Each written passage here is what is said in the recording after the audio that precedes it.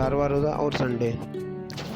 मैं और सज्जाद निकल लिए बचत बाज़ार के लिए। तो हम कोरंगी से बिलाल चौरंगी से निकले गुलशन इकबाल की तरफ, जहाँ पे बाज़ार लगता है, बचत बाज़ार। पेट्रोल ख़त्म होने ही वाला था, ऐसा ना हो कि रास्ते में पछताना पड़े। पेट्रोल डलवा के हम निकलिए सिंगर चौरंगी से शाह फैसल की तरफ। शाह फैसल से सीधा हम जाएंगे गुलशन इकबाल की तरफ।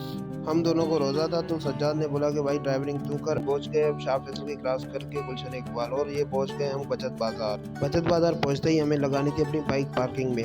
गाड़ी पार्क करने के बाद हमने बचत बाज़ार की तरफ रुख किया, तो नज़र आया कि रश थोड़ा कम लगा। तो मैंने वॉचेस देखी और वॉचेस में कुछ खास मज़ा नहीं आया, और हम दूसरे स्टॉल पे गए तो मोबाइल की लीड चाहिए होती, तो मैंने मोबाइल की लीड देख ली।